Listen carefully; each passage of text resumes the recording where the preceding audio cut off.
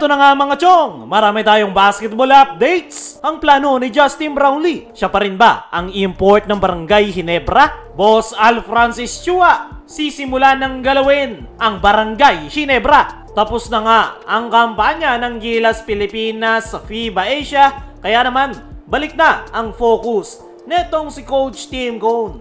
Lalong-lalo na netong si Boss Al Francis Chua sa kanilang koponan na Barangay Ginebra. At mukhang marami-raming ang pagbabagong mangyayari para sa koponan ni Coach Tim Cone. Dahil hindi nga masaya itong si Boss Al Francis Chua sa mga naging resulta ng kampanya ng Barangay Ginebra nitong mga nakalipas na conference. Matagal-tagal na nga nung huling makatikim ng kampyonato ang Barangay Ginebra. 2 kalahating taon na nga yan nung talunin nila ang Bay Area Dragons. Matapos yan, dun na nga nagsunod-sunod yung championship drought ng kanilang koponan. Kaya naman, sisimulan na ngang galawin ni Boss Al Francis Chua ang Barangay Ginebra para maibalik sa championship contender team ang kanyang koponan. Actually, gumalaw na ang Ginebra kung saan nagkaroon ng konting pagbabago sa coaching staff ni Coach Tim Cone, kung saan kinuha nila si Johnny Abarrientos. Pero bukod dyan ay expected na magkakaroon ng major trade ang Barangay Ginebra sa mga susunod na linggo para punan yung mga butas sa kanilang kupunan. Dahil kung titingnan mo yung kasalukuyang lineup ng Barangay Ginebra ay napakalaki nga ng iniwang butas ni Jamie Malonzo matapos itong pumirma sa Japan B-League. At para punan yung butas na yan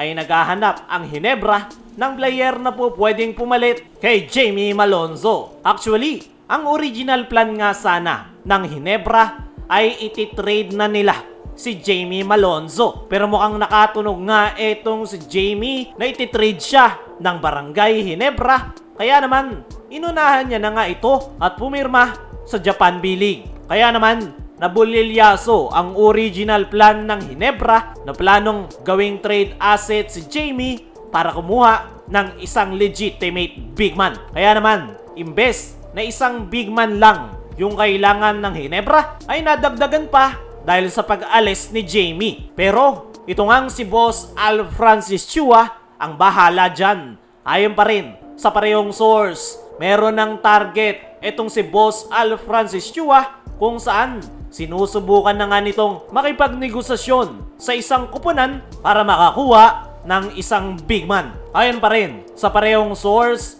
ay bago nga i-execute ng Ginebra ang trade ay kakausapin nga raw netong si Boss Al Francis Chua isa-isa yung mga players bilang parte ng evaluation kung sino nga ba talaga yung mawawala at kanilang gagawing trade asset. Para sa akin mga chong, ay expected na talaga nagagalaw ang Barangay Ginebra. Dahil gaya ng sabi natin kanina, matagal-tagal na nung huli silang makakuha ng kampyonato. Nandoon na nga yung gigil nitong si Boss Al Francis Chua. Kaya naman, ginagawa na nga nito ang lahat para mapunan yung mga problema ng kanilang kupunan at makuha yung player na gusto ni Coach Tim para muli silang makakuha ng kampyonato. Naniniwala ko mga chong na big man lang talaga yung kulang ng Barangay Ginebra. Dahil kung titingnan mo yung kanilang guard to forward position, meron silang maaasahan. Ang problema lang talaga ay wala ngang makapalitan o makatulong kay Japet sa loob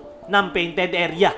At yan nga yung susubukang gawan ng paraan ni Boss Al Francis Chua. Pasadahan naman natin ng mabilis ang plano ni Justin Brownlee. Siya pa rin ba ang import ng Barangay Ginebra? Marami nga ang Barangay Ginebra fans ang nagtatanong kung si Justin Brownlee pa rin ba ang magiging import ng Barangay Ginebra. Matapos yan nang kumakalat na di umanong papalitan si Justin Brownlee. At kumpiyansa nga nating sasagutin yan na si Justin Brownlee pa rin ang import ng Barangay Ginebra. Hindi lang ito makapaglalaro sa kanyang kupunan sa paparating na conference dahil Philippine Cup ang opening season. Kaya naman, wala tayong Justin Brownlee na makikita dahil All Filipino Conference. Ang tanong, saan ang destinasyon ni Justin Brownlee? Saan ito maglalaro? As of now, wala pang nilalabas na statement si Brownlee kung saan siya maglalaro. Pero ayon nga sa mga nakalap nating balita, ay balik nga sa US etong si Brownlee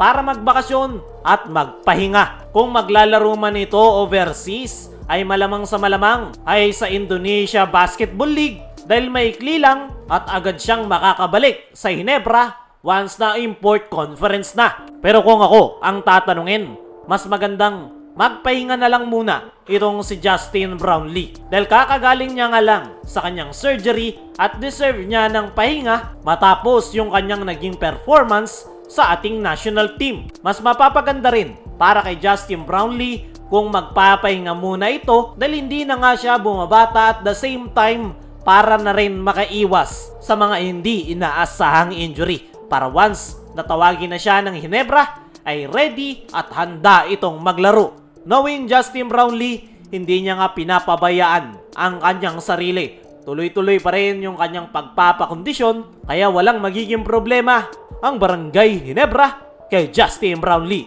Kaya mga chong, ano ang masasabi nyo kay Justin Brownlee? Agree ka ba na magpahinga na lang muna ito? Ano rin yung masasabi nyo? Nagagalaw na si Boss Al para sa Barangay Ginebra. I-comment mo lang dyan sa ibaba.